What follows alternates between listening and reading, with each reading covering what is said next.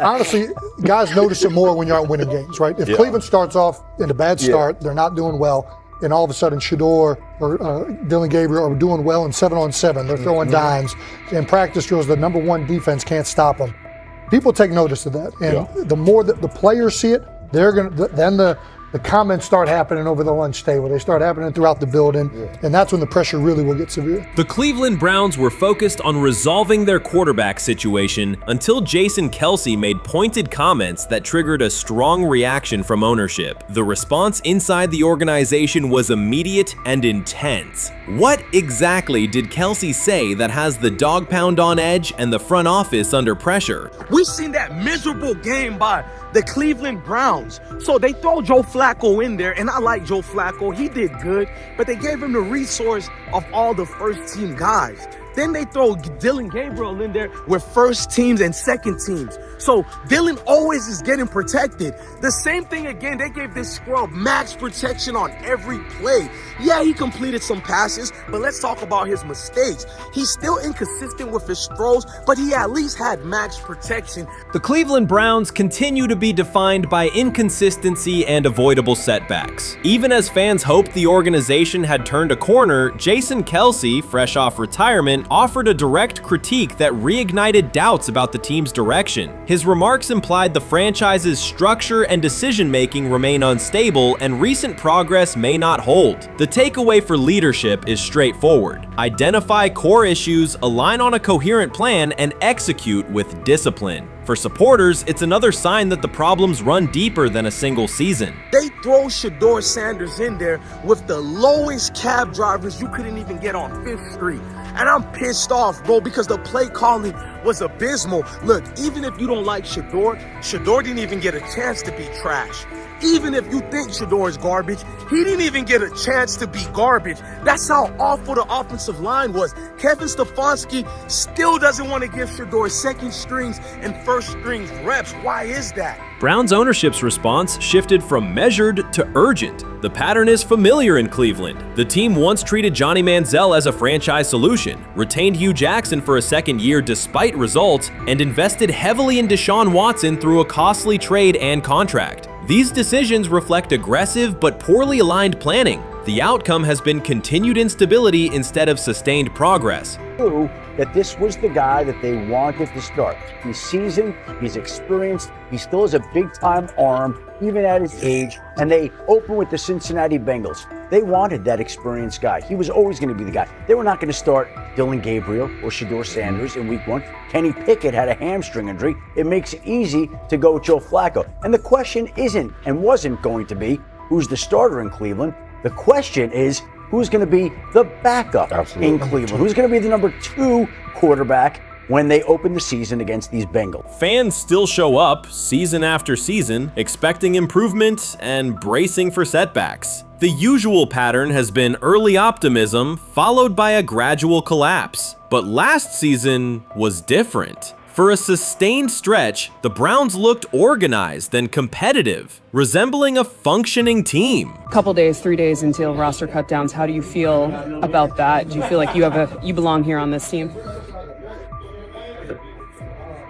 Obviously, I think overall as a player, I feel like I put in the work. I feel like everything I do, I try to do it to my best, and that's all I ask for. So I feel like everybody feels like, they should be on the team, and if you ask anybody on the team, would they feel like they belong, in their own eyes. So I feel like I do, but I'm my own player, I think about myself in a high regard. The front office entered the offseason confident. Kevin Stefanski was being praised, and the Dog Pound believed the team had made real progress. Then Jason Kelce delivered a pointed assessment that cut through the optimism. Fresh into retirement, the former Eagles All-Pro and Super Bowl champion said Cleveland still looks like a team patching over issues rather than building a durable contender. Kelce's view was direct. The Browns' structure is fragile, and the roster is too dependent on perfect health at quarterback. He argued the team is one injury away from losing continuity and sliding backward. Because Kelsey has operated inside a stable, championship-level organization, his comments carried weight with players, media, and fans. The reaction was immediate. People took his critique seriously, not as outside noise, but as an informed evaluation of how a successful team should be built. Ownership also felt the impact. Jimmy Haslam's response shifted to urgency, a sign that leadership recognizes the stakes. The criticism arrives in the context of prior high-risk decisions, especially the fully guaranteed $230 million commitment tied to Deshaun Watson. Watson has missed time and shown inconsistency when available, and the contract has constrained flexibility. Kelsey's remarks highlight why depth, alignment between the front office and coaching staff, and a clear contingency plan at quarterback are non-negotiable. The takeaway is straightforward. Cleveland must convert last season's progress into a stable framework, protect the quarterback, deepen critical positions, and establish a plan that survives injuries and short-term setbacks. Without that, the games that fueled optimism will remain temporary. If you're a betting man, who do you think starts for the Browns at quarterback? Okay, this is the situation. Kenny Pickett, they actually traded for him. Joe Flacco, no one's bringing Joe Flacco in the building thinking Joe Flacco's going to be the starter. If Joe Flacco is your starter, You got a problem. you have a huge problem. And if they were saying Shedeur was the starter as the 5th rounder, you got a real problem too, because he passed over all these guys in these reps in the offseason in shorts, in bikini shorts, Speedos and stuff. Like, no. That kind of stuff. So I'm not that surprised. When you put down a 3rd round pick on a quarterback, you do believe he has a certain skill set. Jason Kelce stated the obvious. Cleveland committed to a quarterback who hasn't played at an elite level in years, and Joe Flacco's playoff run didn't change the long-term outlook. Ownership appeared more upset that the criticism was public than by the substance of the critique. Many fans agreed. They've seen this pattern before. Rosters age, injuries are inevitable, and when a single contract dominates the cap, one setback at quarterback can undermine the entire season. Kelsey's broader point was about structure. The Browns prioritized the high-cost, uncertain starter over depth and contingency. The late-season surge masked issues that remain: limited cap flexibility, thin depth at key positions, and an offense that lacks a credible plan B.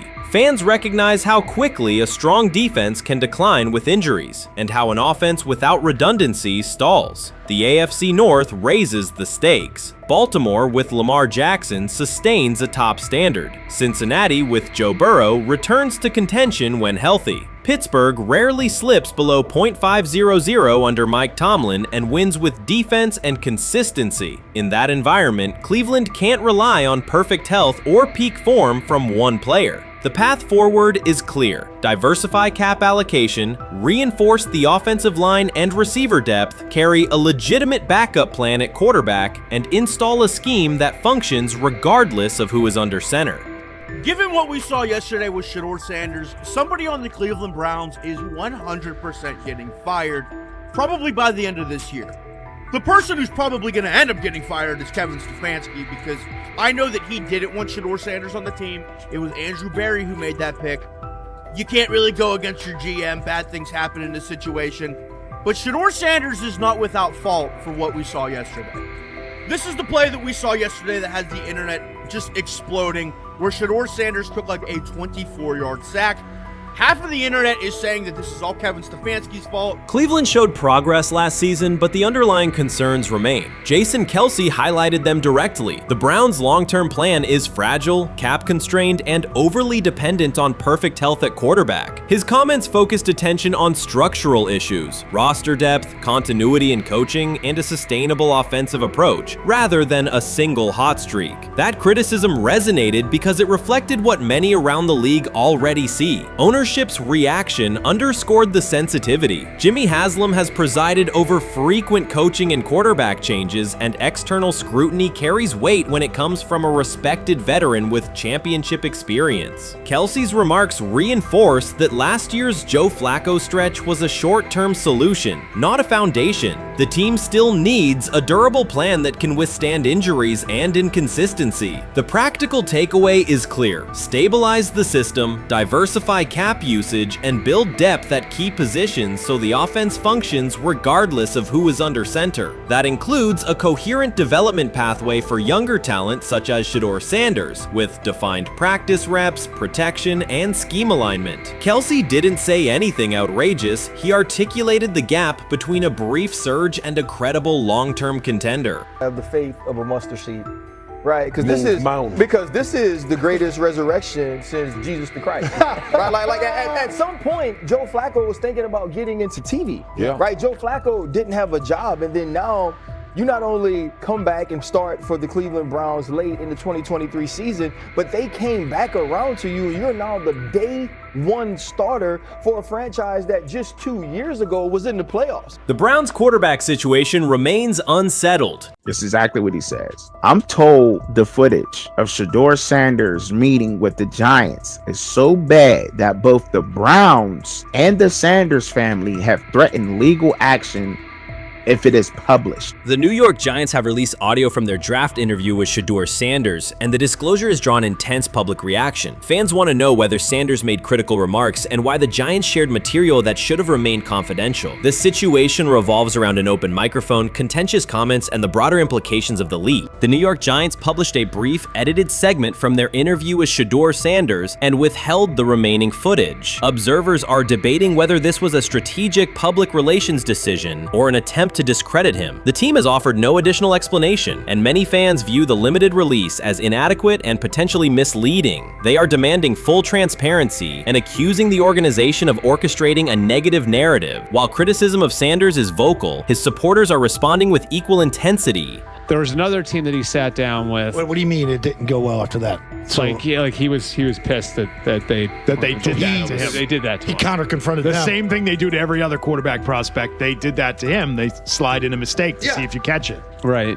And so because you're the quarterback. But he didn't take it as a correction. He took it as like he got pissed off. Yeah, and it's like so here's another one. So another one was, he throws a bad interception, and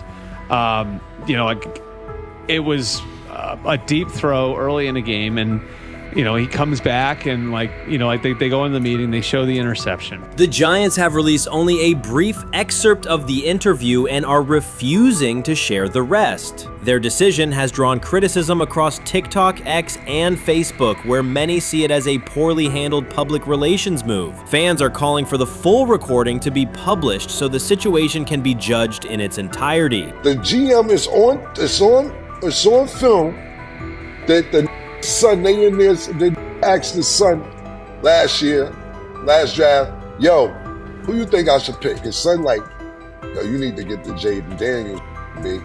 This is what his son, it's on tape.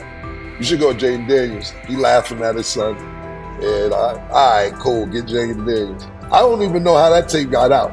I wouldn't have let the get out. Shedeur Sanders appears unfazed by the situation. Although the Giants suggested he was more hype than substance, their handling of the interview has instead elevated his visibility. Analysts across major sports outlets are now discussing him more than before, keeping his name prominent in the news cycle. New York Giants, where these tapes at? You hear me?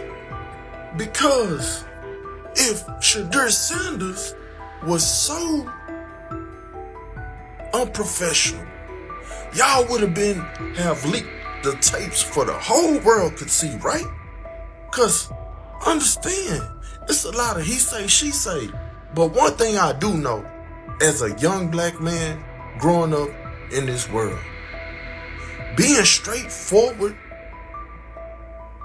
and not sugarcoat anything. The Giants' PR team appears to reject Sanders' family connection outright, a decision many view as unprofessional and lacking nuance. Internal discussions seem to have dismissed quarterbacks with prominent relatives as poor fits for the organization, revealing limited awareness of public perception. The response was swift. A single edited clip ignited widespread debate on social media, with fans asking why essential segments were held back and what the team might be hiding. Critics argue that if the full interview contains nothing damaging, the club should release it in its entirety. Online discussion intensified immediately and continues to gain momentum. What they do during the film and the combine and the meetings is teams will install mistakes intentionally planted in the install, and they want you to catch them. Shedeur didn't, and when a coach called him out, once again, it didn't sit well.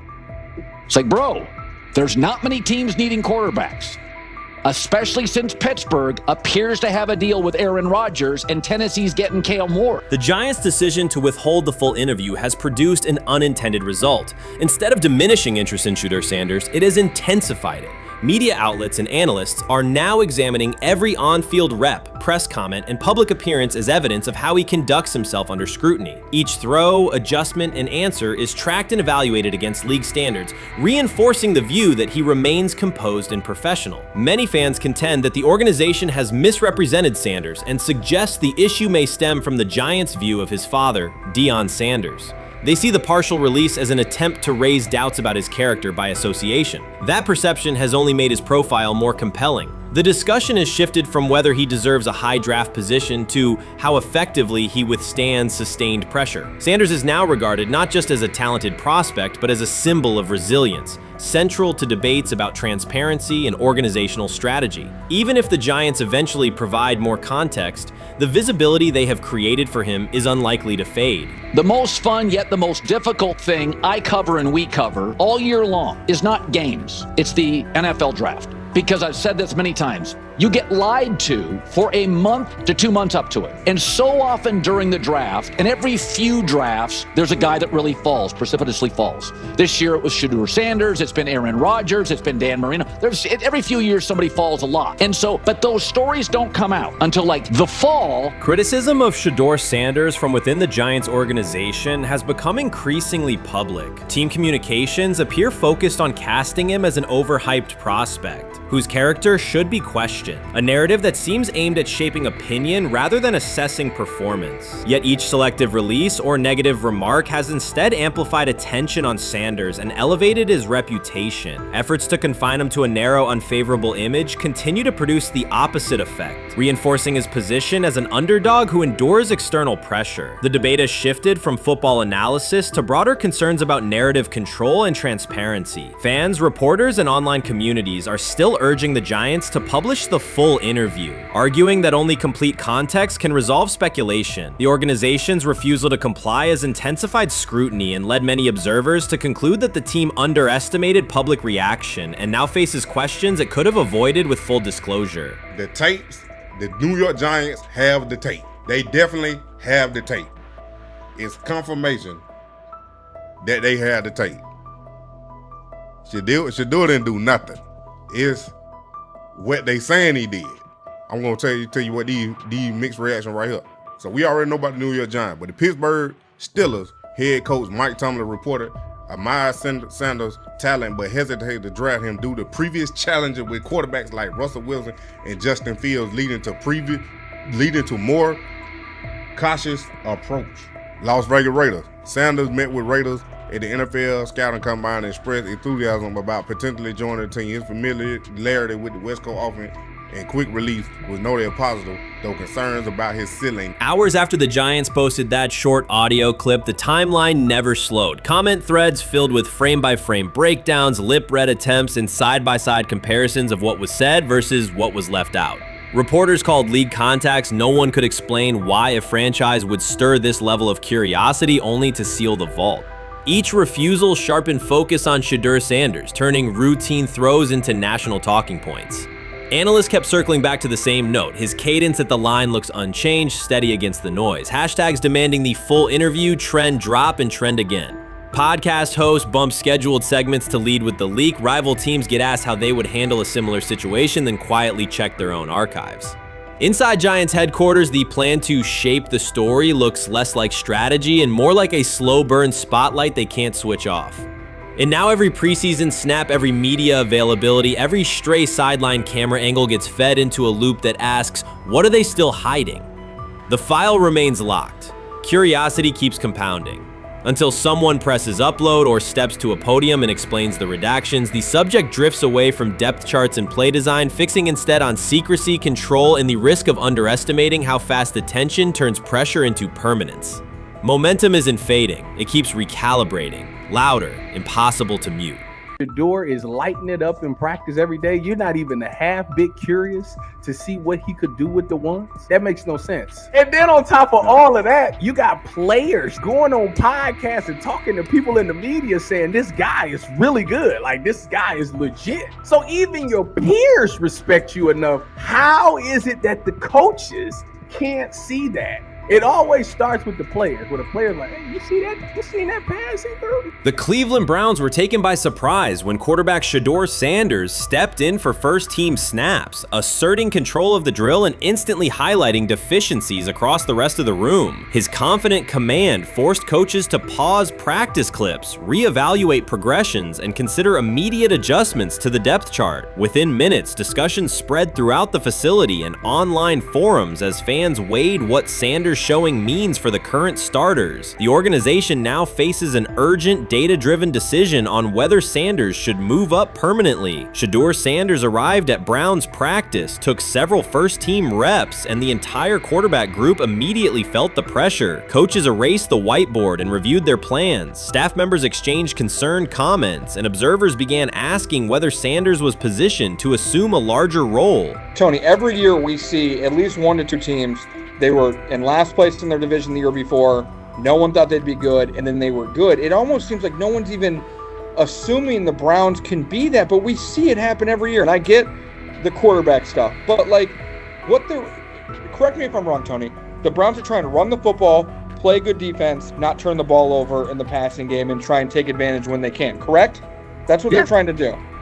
That was the 2020 offense. The Cleveland Browns are still searching for stability at quarterback. Deshaun Watson is yet to deliver consistent starter-level production that justifies his contract, and each game renews doubts about whether he can regain peak form. Behind him, rookie Dorian Thompson-Robinson shows promise but remains inexperienced and unpolished. Coaches are evaluating alternatives each week and may need to adjust the depth chart if progress stalls. The roster around them is built to contend now, so ongoing uncertainty under center is increasingly costly. As we talk about, we do believe in best player available. We do believe in positional value, and we didn't necessarily expect him to be available in the in the 5th round, and so we love adding competition to every position room and adding him to compete with the guys that are already in there. We felt like that was the appropriate thing to do. The Browns quarterback group is unsettled. Deshaun Watson has yet to provide the reliable, high-level play his contract demands, while rookie Dorian Thompson-Robinson remains promising but unpolished. Depth behind them consists mostly of veterans whose experience lies more in holding clipboards than leading offenses. The coaching staff needs an immediate answer, not a 3-year development project. Shedeur Sanders enters as that potential solution. At Colorado, he passed for more than 3,200 yards despite working behind one of college football's poorest offensive lines, consistently demonstrating poise, quick processing, and accurate ball placement under heavy pressure. Film shows steady reads and disciplined footwork, traits that offset concerns that his profile is built on family name or media attention. Cleveland viewed the signing as a low-risk, high-reward move. Early in camp, Sanders received a handful of first-team snaps intended merely as an evaluation. Those plays quickly changed practice tempo. The ball came out on time, receivers hit their landmarks, and the defense struggled to adjust. Coaches immediately expanded the review using phrases such as evaluate every option, an indication that the depth chart was no longer fixed. Watson sensed the scrutiny. Thompson-Robinson increased his urgency. Within minutes, competition in the quarterback room intensified. Sanders repeated that performance in subsequent sessions. His footwork remained clean, progression sharp, and throws firm and precise. Each strong rep forced staff to reassess the plan to keep him buried on the developmental track. The broader context magnifies the pressure. Cleveland's roster is built to contend now. Fans are weary of quarterback turnover, and the front office cannot afford another costly misstep under center. Around the league, rookie passers rarely wait multiple seasons anymore. Joe Burrow, Justin Herbert, CJ Stroud, and even late pick Brock Purdy established that precedent. If Watson opens the regular season and struggles, public calls for Sanders will grow, especially if the rookie flashes in preseason. Alternatively, another team could attempt to acquire him if Cleveland hesitates to elevate his role. Each scenario underscores the same reality. Sanders' emergence has turned a routine camp evaluation into a critical decision point for the franchise.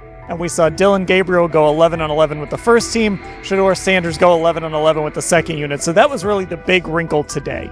Yes, and of course, it was the first time that we have seen Shedeur Sanders get any of those coveted 11 on 11 reps. Of course, again, it wasn't with the first team offense or against the first team defense, but it's progress. And that means that he's going in the right direction, that the arrow is pointing up. He's coming up the learning curve. So that's good for him. And I actually thought just overall, he had a better day than Dylan had today. He completed more passes. He was more on point. In fact, in that 11 on 11 period, he threw a near touchdown.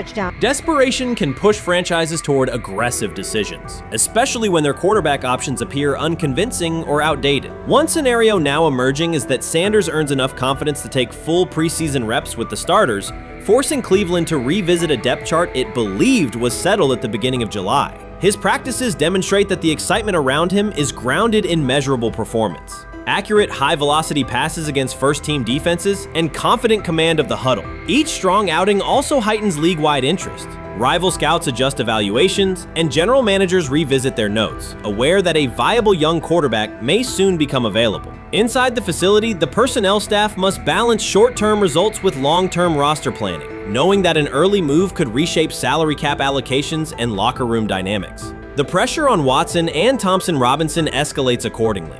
Both must produce visible progress to maintain their current roles. Cleveland's recent history shows how quickly promising quarterback situations can devolve into controversy. The franchise has turned potential breakthroughs into organizational turmoil before, so observers remain cautious about how this competition will unfold.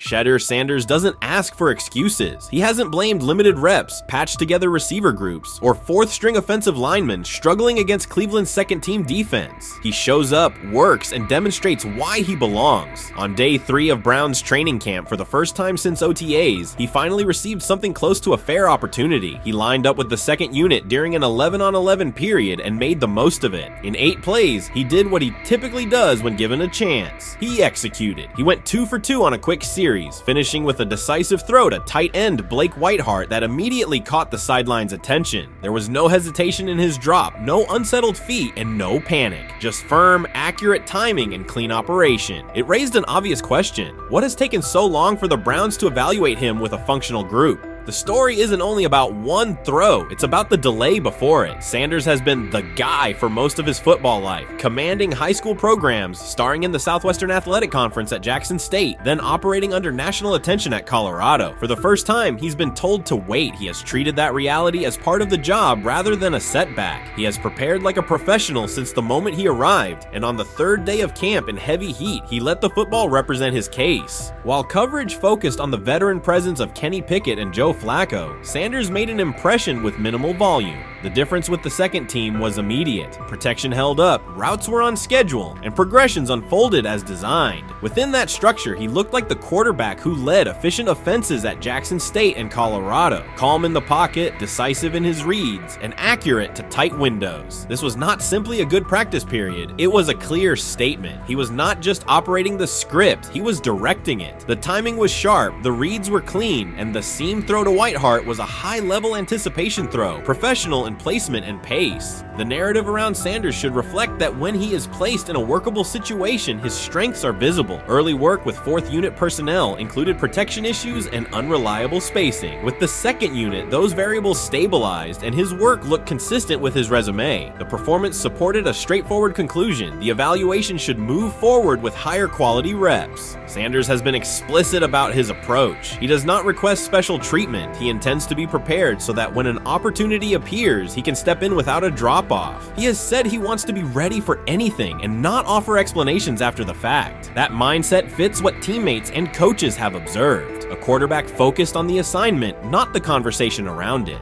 The conditions were demanding: relentless sun, heavy humidity, and a practice tempo that stressed decision-making. Many players fatigued as the session wore on. Sanders did not show signs of rushing reads or forcing the ball. He managed the pocket, reset his base when necessary, and continued to deliver on time. The path he has taken, HBCU starter in the SWAC, then Power 5 starter under constant attention, has prepared him for compressed evaluation windows. He has been under scrutiny for years. The heat did not change his process. He moved defenders with his eyes, anticipated breaks, and stepped into throws with balance. The crowd was not chanting his name, and there were no ovations. That was irrelevant to the task. He is focused on the locker room and the staff, and he is building credibility the same way he did at previous stops, by being reliable when the ball is snapped. Quarterbacks coach Bill Musgrave has emphasized ignoring external noise and keeping attention on install, footwork, and timing. Sanders is familiar with the dynamic. He has been followed by cameras and commentary since his early teens. He has experience living with attention and still adhering to routine. Under heat, with a narrow set of snaps and multiple decision points, he stayed composed and effective.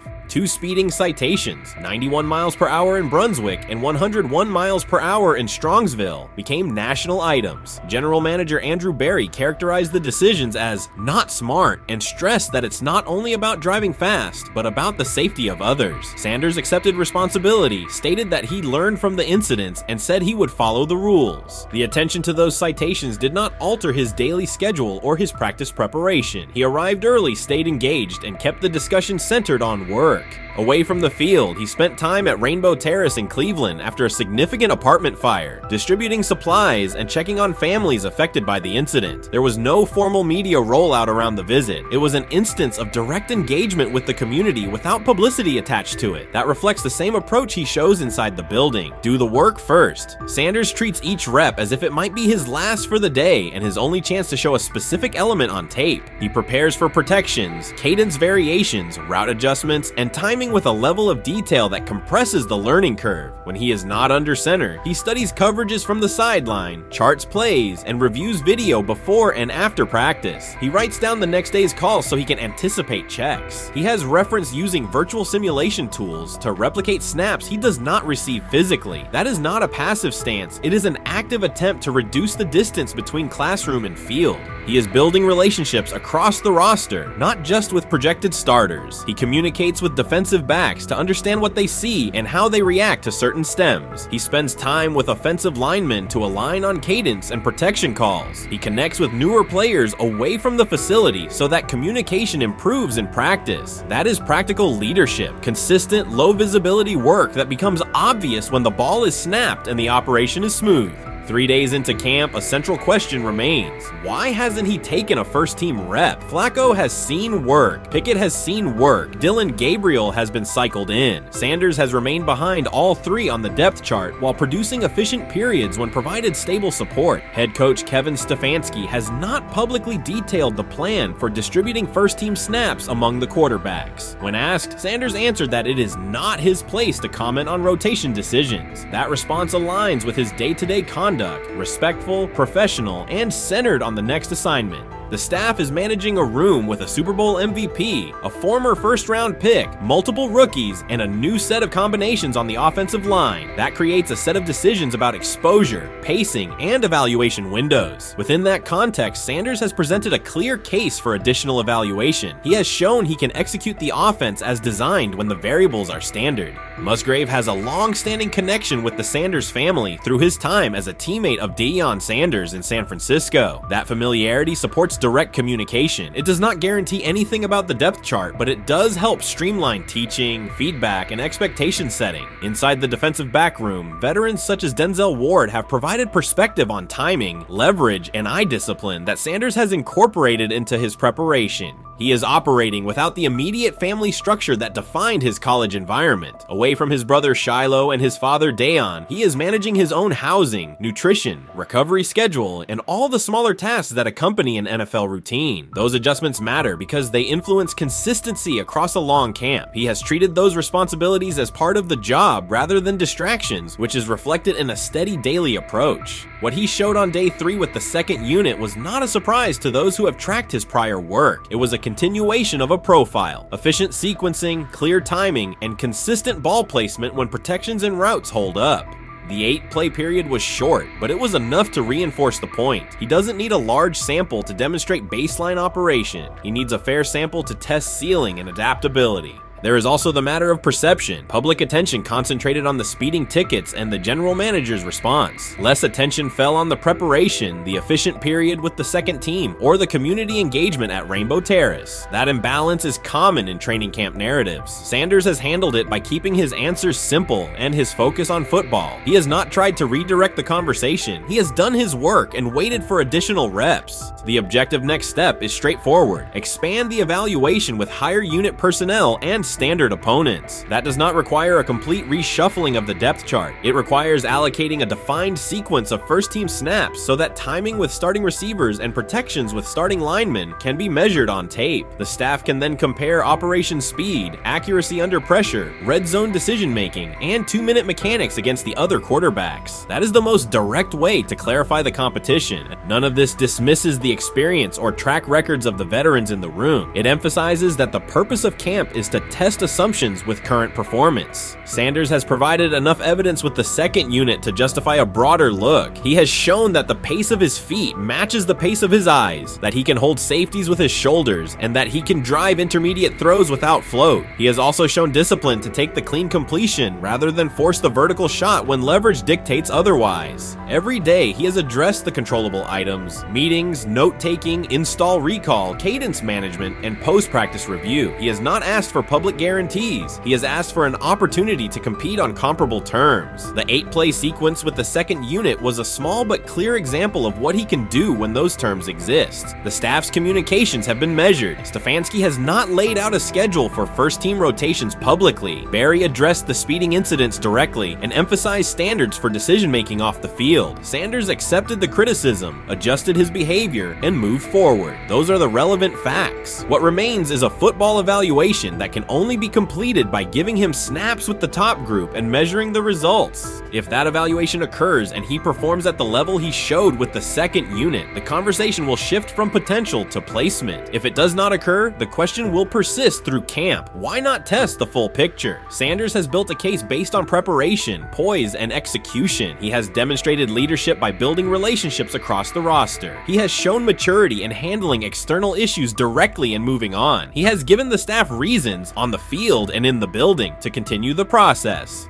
3 days into camp, he has answered everything within his control. He has shown growth, discipline, and consistent operation. He turned early fourth-team disarray into learning, then executed cleanly when moved to the second unit. He kept the discussion on football when outside topics threatened to dominate. He has not tried to win a press conference. He has tried to win every rep. If he continues to stack days like this, the next step is logical. Evaluate him with the starters, document the results, and let the tape determine the depth chart. Until then, he will continue to prepare, continue to compete, and continue to present the same message through his play. You first, when you take a look at both of these QBs, who had the most impressive start so far in the preseason?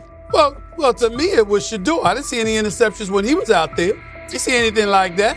I mean, don't get me wrong. I don't think Dillon Gabriel did a bad job. I was impressed with the brother, but I'm going to go with Shedeur. You know, the pressure was on him. The spotlight was on him. Stephen A. Smith didn't just call out Dillon Gabriel. He held him accountable and made him rethink his comments. The moment Dillon Gabriel spoke and went after Shedeur Sanders, it wasn't a minor slip. He crossed the line and stepped directly into Stephen A. Smith's wheelhouse. And Smith answered with a clear, direct response that left no room for misinterpretation. The comparisons were emanating from the media more so than anybody else.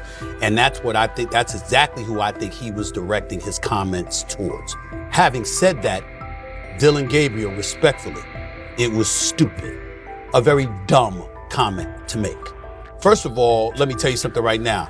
In every walk of life, far beyond the parameters of a football field. This wasn't casual sports commentary, it was a decisive critique. Dillon Gabriel's comments were taken apart by Stephen A. Smith with clear, direct points. Gabriel, a quarterback with solid stats but limited top-level achievements, chose to take a public shot at Shedeur Sanders. Shedeur, who has handled sustained media scrutiny and on-field expectations, became the target of an unnecessary criticism. Smith responded by challenging Gabriel's standing to make that claim, and by defending Sanders on the facts. The outcome was clear. Gabriel overreached, and Sanders didn't deserve the hit. Dan Orlovsky would sit up here in comparison to Shedeur Sanders, who did no such thing, and say, hey, thought he looked better. I mean, I got to give him the edge here. I thought it wasn't bad. A pick six and a fumble, and we can get over fumbles. Have you heard anybody say that? I know it's possible. Have you heard anybody say, get over? Stephen A. Smith responded immediately. As soon as Dillon Gabriel made his comments about Shedeur Sanders, Smith delivered a clear, point-by-point critique that drew national attention across the NCAA media cycle. Dillon Gabriel has a reputation as a good quarterback, not a dominant one. He can post strong numbers against opponents like Tulsa, but his performance has been inconsistent when the stakes and competition rise to playoff level. Well, those who produce get treated differently than those who don't. What he said echoes the mentality of all of America practically, and most certainly the world, as we see things being globalized more and more every day. It was a stupid, idiotic, immature comment, because clearly you were feeling the heat because a lot of people was talking about how Shedeur should be QB. Dillon Gabriel is a capable quarterback, but not a standout. Even so, he chose to talk down to Shedeur Sanders, a quarterback who has navigated constant scrutiny and pressure and still represents the future of a program that was struggling before he arrived. The comparison was weak. The criticism was unnecessary. Stephen A. Smith recognized that and dismantled Gabriel's argument with a clear, direct response. How the Browns react to this, how the locker room reacts to this, how Shedeur reacts to this, because it was a clear shot at Shedeur. But let's say Dillon Gabriel's talking about the media. How could you be a brand new quarterback in the NFL and the first time you get behind a mic after your first game, you throw the media under the bus? That's arrogance. Stephen A. Smith excels in moments like this. When Dillon Gabriel made his remarks about Shedeur Sanders, Smith responded with a focused, direct critique. He questioned Gabriel's standing to make that claim, noting that Gabriel has transferred between programs and has not been a Heisman finalist. Without theatrics, Smith laid out why Gabriel's resume doesn't justify taking public shots at Sanders. Smith's point was clear. Targeting Shedeur Sanders, a quarterback central to his program's future and consistently under intense scrutiny, was misplaced. Gabriel's criticism lacked the substance to support it, and Smith methodically showed why. To him today on his 42nd. I want you to be meaner. Birthday. That's number one. Number two, after the game, the Browns head coach Kevin Stefanski said there was a mix-up in the routes and that players were in the area that they shouldn't have been. Look at Stephen A's face. Look at Stephen A's face.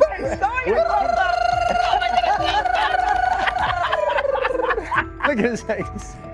Stephen A. The strength of Stephen A. Smith's response was that he didn't just address Gabriel's remarks. He challenged the image around him. Dillon Gabriel often presents himself as an overlooked contender ready to surprise. But the reality is that his profile hasn't commanded broad attention. It's a clear reminder that not every opinion carries equal weight. In defending Shedeur Sanders, Stephen A. was direct and precise. Shedeur isn't just a quarterback. He is Deion Sanders' son, which subjects him to scrutiny far beyond anything Gabriel has faced. Even under that pressure, Shedeur has maintained his composure, shown confidence, and delivered in key moments that helped revive a program many had written off. Stupidity, all of it.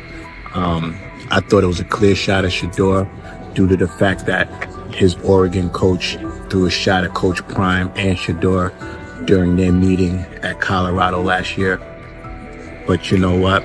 The cream rises to the top. Let's see what happens this week.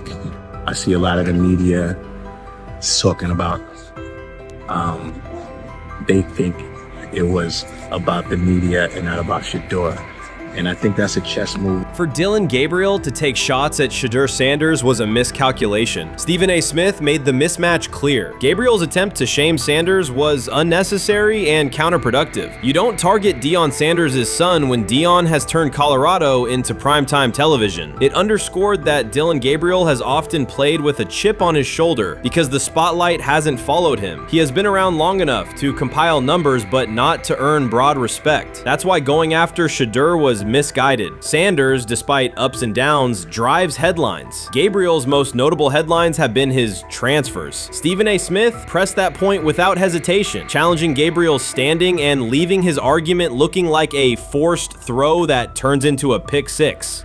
you know what, still needs to thank me a little bit more for that restaurant I treated him and his family to, because it was big time, and stop embarrassing me by going places and trying to use coupons. That's how pathetic he is. The point is that, yeah, a pick six and a fumble is usually considered a bad day. Stephen A. Smith didn't need to raise his voice to make the point. He presented Dillon Gabriel as a player whose talk outpaces his resume and defended Shedeur Sanders with clear comparisons. That's why he called Gabriel out so directly. The comparison wasn't just unfair, it was forced. Now look at Gabriel's record. The numbers are solid and he can win against average defenses, but the resume lacks defining markers. There's no sustained Heisman contention, no late season surge that reshaped the national picture, and no postseason moment that cements a legacy. The track record reflects steady production, not top-tier impact. That's the gap Smith underscored. Gabriel's criticism of Shedeur Sanders wasn't supported by what he has accomplished, while Sanders continues to carry a program under constant scrutiny. Let's see someone who step up and make some plays out there. Ain't no way. Gabriel Ain't no way. He not built like that. No way.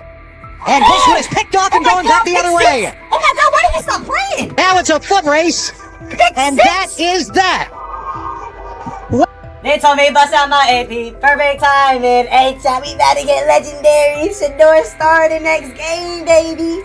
Shout out Dillon though, you know what I'm saying? Bro, I love you, my heart. What am I bigger than cheese, bro? You know what I'm saying? But Shedeur got it. Shedeur Sanders is a national brand who draws viewers for both performance and result. Dillon Gabriel's attempt to diminish him read as resentment. And Stephen A. Smith called out the insecurity and lack of awareness directly. Colorado under Deion Sanders is prime time, and Shedeur sits at the center of that spotlight. If Gabriel expected the sports world to agree while he took a shot at Shedeur, he misread the moment. Smith dismantled the argument and questioned the credibility behind it. Gabriel will move on. He'll keep playing, give interviews, and have fans, but this exchange will trail his media profile as a reminder of a misstep. It's a clear example of a resume that doesn't justify taking public aim at a quarterback carrying that level of scrutiny and responsibility. For the Cleveland Browns preseason game today is that the way that some white folks watched Shedeur Sanders last week is the way that some black folks were watching Dillon Gabriel today. And it's not Dillon Gabriel for Dillon Gabriel's sake. Most folks don't have a problem with Dillon Gabriel. It's what he represents, which is the disrespect of a black person for no other apparent reason than they are a confident black person. Dillon Gabriel thought he was aiming up. Instead, he was placed back among quarterbacks who are good but not great. Stephen A. Smith made the central point. Dillon Gabriel doesn't shape the conversation. Sports are about narrative as much as numbers, and Gabriel's story doesn't move the culture, while Shedeur Sanders does. Smith highlighted that contrast clearly. By the end, Gabriel's credibility had taken a measurable hit. The critique was decisive and sent a broader message to any player considering public shots at Shedeur Sanders. If you step into that debate, you will be held to a higher standard and your resume will be tested. Dillon Gabriel learned that the hard way. I view things as I got time. I got time to be able to grow and mature, you know, and be able to understand the ins and outs of the defenses and be able to get the good insight from the vets in the room. So I look at it as, you know, a plus. And whenever, you know, it's time for me to play. Shedeur Sanders rolled into Browns camp and instantly made the whole practice feel like a recess pickup game. NFL vets suddenly looked like they'd forgotten the playbook and were just trying to keep up. With that being said, I see some balls coming out of Shedeur Sanders at that game, and I'm like, kind of looks like a guy. Yeah, I'm ready. He can sling it. Ready to I see him, you know, some of the veterans, how they talk to him, mic'd up, see what he's doing in the community. Talking about Njoku there?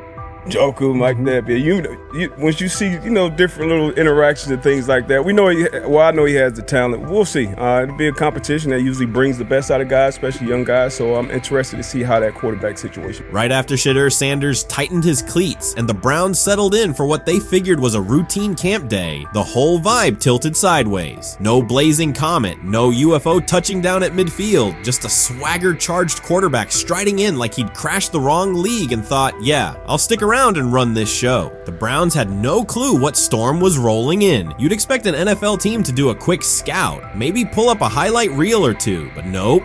They greeted Shedeur with a shrug, only to watch him seize the field on snap one and run the whole operation like a seasoned pro. First and foremost, he's been the best quarterback in camp. Now look, Joe Flacco ain't had many opportunities. There was a whole day I saw he didn't throw the ball at all.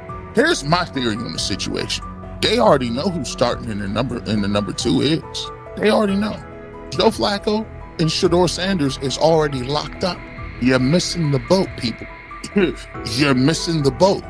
Your boy, Kenny Pickett and Dillon Gabriel, Oh, they're fighting. Shedeur didn't merely clock in, he hijacked the session. One moment he's loosening his arm, the next he's roasting veteran QBs like faded names on busted draft boards. Defensive coordinators everywhere had the same gut punch reaction. Uh-oh. His pocket poise? Straight disrespectful. His timing? Psychic. And every pass left his hand like it was laser guided to its mark. While Shedeur Sanders was slicing up routes, the Browns secondary looked less like an NFL backfield and more like a gaggle of dads sprinting through a Saturday fun run. Big on enthusiasm, short on closing speed. Coaches fought the urge to slam the emergency horn. Players traded wide-eyed, "Are we serious?" stares, and someone even double-checked that a hidden camera crew wasn't about to pop out of the tunnel. But nope, this was pure Shedeur. Half cold-blooded surgeon, half highlight factory. He wasn't dropping a casual "I'm here," he was crafting a masterclass. From the first rep, the tempo changed. Shedeur Sanders accepted the snap with steady footwork, diagnosed the Browns' single high shell, and delivered a tight window seam route that forced the free safety to recover late. Throughout the period, he manipulated leverage with quick shoulder fakes, moved through full field progressions, and released on time from a balanced base, consistently putting the ball on his receiver's upfield shoulder. Cleveland's coverage struggled on multiple fronts. Safeties hesitated between deep half responsibilities and underneath support, creating voids at 15 to 20 yards. Cornerbacks and off-man were caught in trail position when Sanders used rhythm throws on three-step drops, while those who tried press technique had their inside hand neutralized by his receivers' outside releases. Linebackers widened to match shallow crossers, leaving the middle hook unguarded for pivot routes and option digs. One corner attempted a line of scrimmage jam. Sanders immediately adjusted the route to a back shoulder fade, releasing the ball before the break and rendering the press ineffective. Over the session, he showcased pocket discipline, reclimbing to maintain throwing lanes rather than drifting, and finished with a series of anticipatory throws against cover 2 cloud, fitting vertical outs between the flat and deep half defenders. Sanders' combination of rapid post-snap processing, precise ball placement, and pocket efficiency exposed coverage mismatches at every level and highlighted communication gaps in the Browns secondary. By mid-session, the Browns defensive staff clearly recognized their calls were outmatched. Every adjustment, a roll to cover 6, a simulated pressure, a late rotate to 2 high, was neutralized once Shedeur Sanders confirmed the post-snap picture. Routes that had taken weeks to script were beaten by timing and location. Comeback set at 12 yards broke open before the corner's transition. Slot seam outs dotted the void between the flat and deep half defender, and boundary receivers beat press with quick hand techniques, receiving the ball before the trail man could recover. Sanders' command was methodical. He used cadence to freeze plug blitzes, re-ID'd the mic when linebackers sugared the A-gaps, and maintained a firm base so he could reset and fire without resetting his feet. His receivers benefited from that rhythm. Top of the stem, eyes back, ball delivered on their upfield shoulder, allowing immediate transition to YAC. The Browns front tried a late stunt to compress the pocket. Sanders climbed 2 steps, re-spotted the shallow crosser, and delivered in stride, turning a potential sack into a 20-yard gain. What stood out most was how little ramp-up Sanders needed. From his first series, he processed full field concepts at tempo, cycling through progression reads without hitching. The poise under interior pressure, consistency in ball placement, and ability to manipulate zone defenders left the Browns' coordinated disguise packages ineffective and forced them into static coverage by the end of the period.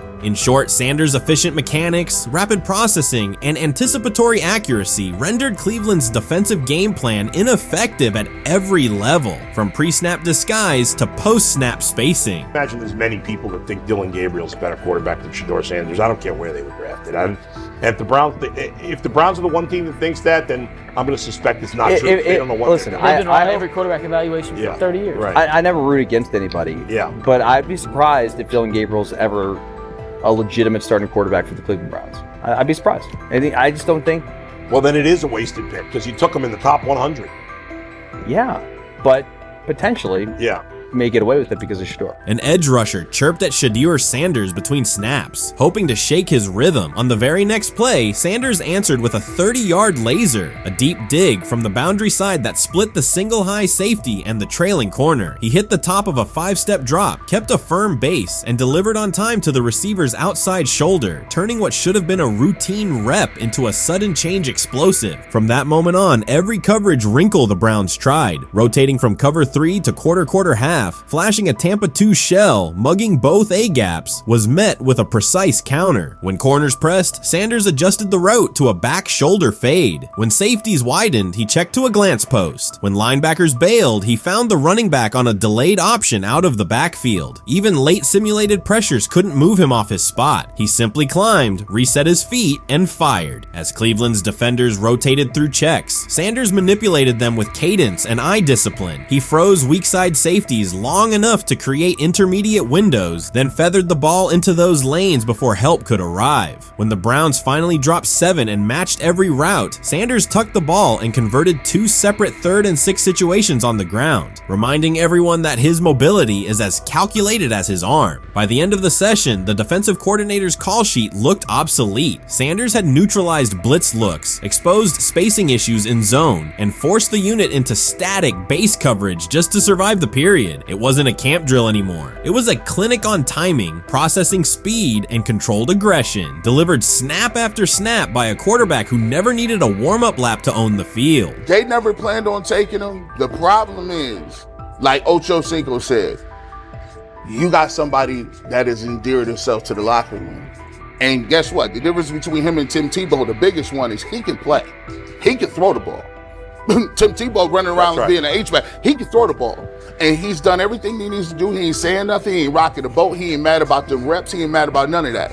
All the people out there want to see is this, like Tyler said earlier. We want to see what he can do with Jerry Jeudy. That's it. I want to see what he can do with David Njoku. I want to see him with Junkins. I want to see him with the first running backs. If you are cooking, if you are beating down the doors with the 3s and 4s, guess what? You deserve more. From the first team period on, Cleveland's secondary looked a step slow. A deep third safety hesitated on a post-snap rotation, leaving Shedeur Sanders free to climb the pocket and fire a 22-yard out that arrived before the defender could plant and drive. The supporting cast around him, players fighting for roster spots, not Pro Bowl invites, benefited from his command. Sanders used tempo to control the defensive front, altered protections at the line, and located throwing lanes so quickly that one receiver didn't register the catch until he crossed the goal line. As the Browns tried new personnel groups, coverage busts multiplied. Starters slipped out for hamstring stretches while rookies rotated in, only to find the ball arriving on their blind side before they'd completed a midpoint squeeze. On a later 3rd and long, Cleveland finally closed the interior rush lanes, compressing the pocket with 3 defenders. Sanders pivoted through the traffic, stepped into a narrow escape window, and, without resetting his shoulders, whipped a no-look pass to the boundary curl for a fresh set of downs. The throw turned a potential sack into an explosive play and left the coaching staff scrambling for answers. The people who are fascinated by Shedeur for whatever reason, whether it's his play, I guess, last year was kind of fun. If you're just like a guy who grew up like loving Deion Sanders and passed that love on down to your kids, I can see why you're like that. The one thing I will give them is you're looking at this quarterback room. If you're a fan of Shedeur and say, why can't he go beat Dylan Gabriel or Joe Flacco or Kenny Pickett? So I do understand that part of it, right? Because why not? Why couldn't he be a Brown starter in October or November? That looks like a quarterback room where everyone will get a chance to start. You made an interesting point. So I tend to have the drip, drip, drip. This was my Johnny Manziel theory, is that everybody makes mistakes, especially when you're young. But if I see 2, 3, 4, 5, then you've got a plumbing issue. It's not just you didn't close the faucet. So there's about 6 pieces of video in college where Shedeur was a little bit of a brat. Whatever. Then there's the legendary cringy draft room. Didn't love that as a B prospect. Then there's back-to-back speeding tickets, both over 90, and a missed arraignment. The NFL is navigating unexpected headlines after a former Browns coach publicly defended Shedeur Sanders in response to reports of multiple speeding tickets. The coach's statement has sparked extensive online debate. Supporters welcome the show of loyalty, while critics question the motive. Sanders now finds himself at the center of an unforeseen controversy, and observers want to know why a Cleveland coach is standing so firmly in his corner. The story is developing rapidly and continues to draw intense attention. When it came out that he got a speeding ticket, I said it's not really that big a deal. I feel very differently about it now. Over 40 miles an hour over the speed limit, less than 2 weeks after you just got a ticket. I don't know if that's entitlement or immaturity. There's got to be some teams that are feeling very good right now that they didn't draft him. Observers are focusing on Shedeur Sanders' recent speeding ticket, treating the violation as a measure of his character and sidelining his athletic, academic, and philanthropic accomplishments. The incident, driving 15 miles per hour over the limit in a borrowed Lamborghini, has drawn sharp criticism. In response, a former Cleveland Browns coach has taken the opportunity to comment, even though the franchise is widely viewed as unstable due to its frequent coaching changes and limited on-field success. By defending Sanders, he presents himself as an authority on discipline and leadership. The statement, coming from an organization seldom praised for stability, has nonetheless attracted considerable attention across the league. You want to defend him a little bit. I thought this was an interesting take. Yeah, I thought it was really interesting that you said you were out because of the speeding tickets. To me, that's such a minor thing. You were so high on him in terms of his completion percentage in OTAs, and I thought that was a little aggressive on your part. But with the speeding tickets, I got a speeding ticket the first night of the draft, my first year there. I thought maybe I'd get the benefit of the doubt, but they gave it to me anyways. As soon as the former Browns coach defended Shedeur Sanders, social media erupted with commentary, resembling the volume of draft night coverage. Posts and opinions appeared within minutes, and criticism escalated rapidly. Detractors amplified Sanders' minor speeding violation, while supporters argued that such reactions were disproportionate to a single traffic citation. Shedeur Sanders received 2 speeding citations, and the minor traffic issue quickly drew national attention. Before considering the former Browns coach's response, it is useful to clarify the facts. Sanders, son of Pro Football Hall of Famer Deion Sanders and a current college quarterback, was twice ticketed for exceeding the limit while driving a high-performance vehicle. Commentary on social media escalated rapidly, with critics framing the incident as a significant character concern, even as the league has historically tolerated far more serious legal transgressions. Stepping into the debate, a former Cleveland Browns coach, best known for a tenure filled with losses and contested decisions, issued a strong public defense. He argued that 2 speeding tickets should not define Sanders' reputation or overshadow his on-field talent and community work, urging a balanced assessment of the player's actions. I don't love it from a 5th-round draft pick. I don't love that it happened multiple times, but I do think that this is the first time he's been away from his dad, and there's gonna be some growing pains now. Would I sell my stock on it like you are? Not because of a couple speeding tickets, especially in light of the problems that Brown's quarterback room has had to deal with legally in the last few years. I mean, this is nothing. The debate quickly shifted from 2 speeding citations to broader claims about integrity, growth, and leadership. The former Browns coach framed the infractions as moments for personal development and urged observers to view them in context. Critics responded forcefully. Some called for disciplinary action, others questioned Deion Sanders' parenting, and a few sought to discredit the coach himself, despite his professional record already being widely analyzed across the league. The reaction underscores an apparent inconsistency in public standards. Fans often overlook on-field confrontations, heated sideline arguments, and other significant controversies, yet they treated Sanders' routine traffic offenses, speeding without evidence of reckless endangerment, as indicators of serious character flaws. If such minor violations were adopted as the primary measure of morality in professional football, many players would face similar criticism. Sports media amplified the story almost immediately. Television panels dissected Shedeur Sanders' decision-making, treating 2 speeding tickets as indicators of deeper character concerns. Networks aired detailed segments under banners such as red flags and road rage, repeatedly questioning whether the citations might affect his draft evaluation. Although Sanders is already regarded as a first-round prospect, analysts emphasize that NFL teams value discipline and legal awareness when forming final assessments. Many commentators overlook the fact that other high-profile players have faced more serious offenses without similar scrutiny. Throughout the coverage, the former Browns coach defended Sanders, portraying him as a talented quarterback subjected to disproportionate criticism in a culture that expects near-perfect conduct. His argument was thorough and methodical, asserting that the traffic violation should not overshadow Sanders' skills, work ethic, or future potential.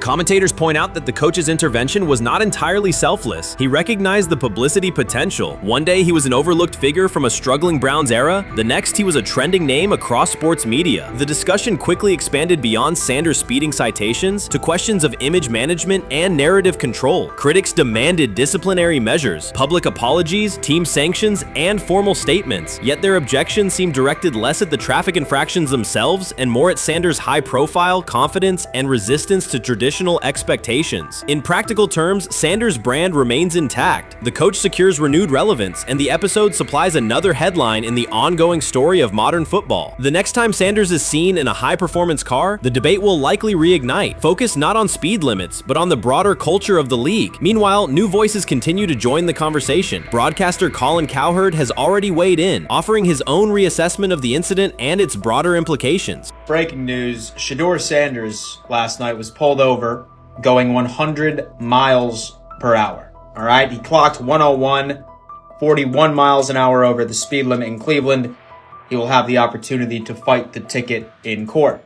Now, I'm not exactly sure where he was pulled over, whether or not that it was in Ohio or whether or not that it was in his home state. But typically when you're going 40 over, that's flirting with the line of reckless driving. Folks, I gotta tell you, I don't understand what it is with these young men driving at absurd speed. Colin Cowherd's view of Shedeur Sanders shifted abruptly. Days after praising the quarterback's poise and skill, he appeared on air to declare that Sanders is overhyped, unfocused, and distracted by celebrity. The reversal was immediate, without any gradual reconsideration. Cowherd now frames Sanders' 2 speeding tickets as evidence of poor judgment, even though he has defended other quarterbacks facing far more serious off-field issues. The sudden, wholesale withdrawal of support leaves viewers questioning the consistency of Cowherd's criteria and illustrates how quickly media narratives can change when minor incidents receive outsized attention. This is okay. Okay. How much of this is, Jimmy Haslam has his hands all over Manziel, has his hands all over Deshaun Watson, admitted it, man enough to admit it. I saw the reaction in the draft room when they took Shedeur Sanders. Pretty obvious it wasn't the coach and the GM's pick. How much is this team has 8 last place finishes in 13 years owning it. How much of this is we don't have a very good owner here like Washington, D.C. and the Commanders? Yeah, I didn't love the owner stepping in and saying, hey, you got to take this guy in the 5th round.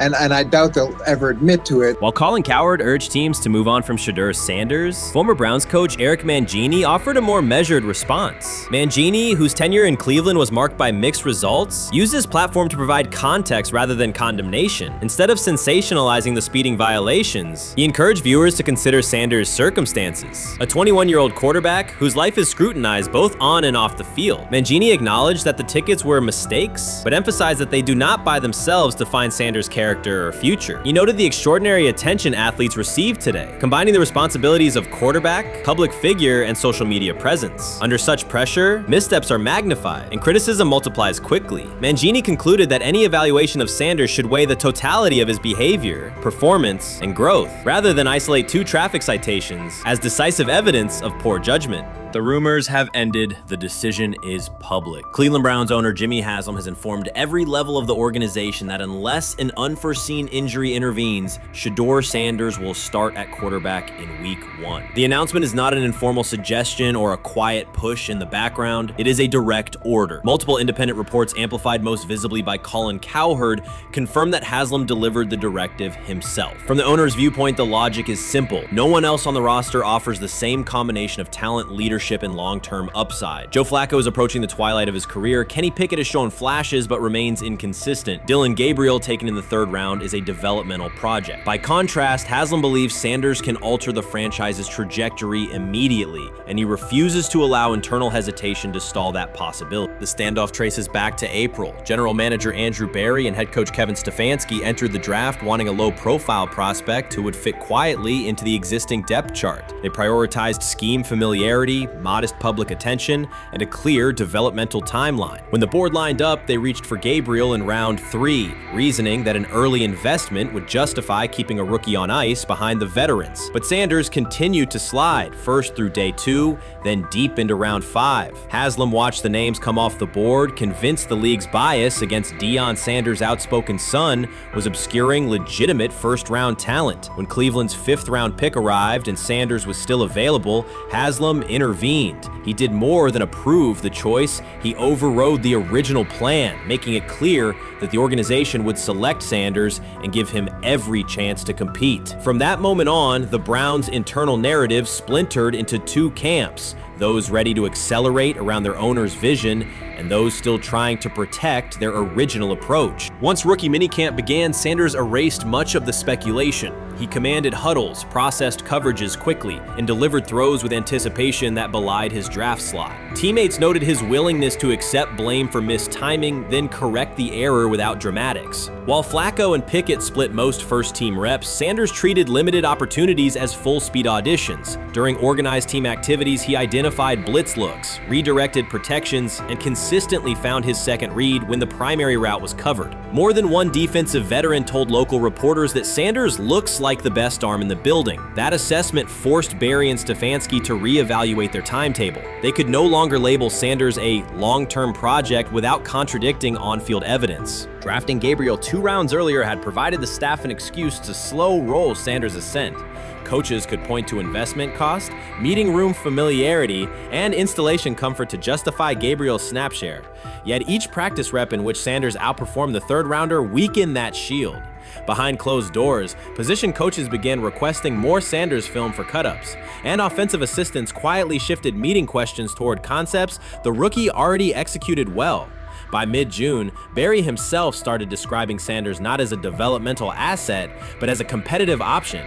Those subtle linguistic changes signal the front office's recognition that the narrative had moved beyond their control. Haslam's history with quarterbacks is well documented. His pushes for Johnny Manziel, Baker Mayfield, and Deshaun Watson were high-visibility swings, each driven in part by a desire to generate excitement as well as wins. Critics highlight those choices to question his evaluation track record, yet Haslam perceives Sanders differently. Where Manziel carried off-field concerns, Sanders brings a reputation for professionalism. Where Mayfield's leadership style divided veterans, Sanders' approach has united receivers and linemen. Where Watson's trade involved unprecedented controversy, Sanders arrived at minimal draft cost. Haslam sees a rare chance to capture star potential without mortgaging the future, and he is unwilling to cede that upside to cautious pacing. Cleveland's supporters, weary of revolving door quarterbacks, have rallied around Sanders with unexpected speed. Sales of customized Sanders number 2 jerseys surged within days of rookie minicamp. Training camp ticket requests spiked once local media circulated videos of Sanders making NFL-caliber anticipation throws during 7-on-7 periods. The mood in Northeast Ohio has changed from tentative hope to active belief. Longtime season ticket holders who once shrugged at preseason storylines now debate Sanders' footwork at neighborhood barbecues. Social media engagement for Brown's content has climbed, driven by highlight compilations of the rookie threading seam passes between linebackers and safeties. All of this places Kevin Stefanski in a fragile position. If he opens week 1 with a veteran starter and the offense sputters, criticism will be swift. Each stalled drive will be interpreted as evidence that he ignored the owner's edict and the fan base's intuition. Conversely, if he names Sanders the starter solely under pressure, any early struggles could be framed as proof that Sanders was rushed, further exposing Stefanski to blame. The only sustainable solution is conviction. Either stand behind a veteran with clear strategic reasoning or embrace Sanders fully and structure the offense around his strengths. Splitting the difference, rotating series, delaying first-team reps, or using vague competition language will satisfy no one and likely jeopardize locker room clarity. Sanders' personal approach has reinforced Haslam's confidence. Instead of taking post-draft downtime, he traveled to Texas to train in full Browns gear at facilities near his father's home. The leaked clip of Sanders executing footwork drills in helmet and pads wasn't a marketing ploy. It was a glimpse into a quarterback visualizing Week 1 live. Team personnel who viewed the footage recognized purposeful rehearsal, cadence calls, pocket movement against simulated pressure, and follow-through adjustments based on imagined rush lanes. Observers asked why a rookie would conduct such intense solo sessions in May. The answer is straightforward. Sanders does not view himself as a developmental pick. He considers himself the starting quarterback of the Cleveland Browns and prepares accordingly. On pure ability, Sanders' arm strength ranks with the league average for starters. His accuracy to the intermediate middle, an area where the Browns' current scheme generates high-leverage completions, has drawn consistent praise from receivers. The primary areas still under review are blitz recognition and live bullets and timing on deep outbreaking routes versus press coverage. Those developmental checkpoints are significant, yet daily practice reps show acceleration. In contrast, Flacco's mobility limits the boot action game that Stefanski installed to help Mayfield field early in his tenure. Pickett can extend plays, but struggles to attack tight windows between linebackers and safeties, an essential requirement in Cleveland schematics. Gabriel remains an unknown at NFL speed. Thus, the competitive landscape favors Sanders sooner than the coaching staff originally planned. The franchise now stands at an inflection point. Haslam's mandate, the locker room's growing support, and the fan base's enthusiasm all tilt towards Sanders. The front office's earlier strategy, anchored in patience and quiet development, is increasingly untenable. Barry's shift in messaging indicates grudging alignment, but final authority over the depth chart rests with the coaching staff, unless ownership directly intervenes on game day decisions. A move rare, but not unprecedented in the NFL. Should Stefanski align with the owner and name Sanders the starter before preseason concludes, he can claim proactive vision and tailor the offense through training camp. Should he resist and open with a veteran who falters, he risks rapid loss of credibility and possibly his position. Either path carries pressure, but only one aligns with the momentum sweeping through the building. For 2 decades, the Browns have cycled quarterbacks without securing a stable star. Each new hope, whether draft pick or trade acquisition, has collapsed under injuries, inconsistency, or organizational disarray. The possibility that Sanders could finally anchor the position is not merely a football storyline. It is a potential cultural reset for a fan base defined by resilience. Haslam's insistence reflects that awareness. Cleveland needs a leader who can win on Sundays and project confidence every other day of the week. Sanders has shown he can shoulder expectations without retreating from scrutiny. That trait, more than arm talent alone, is why the owner views him as indispensable. Voluntary workouts transition to mandatory minicamp next week. If Sanders receives a substantial share of first-team snaps, observers will interpret it as the staff's acknowledgement that the competition is tilting decisively.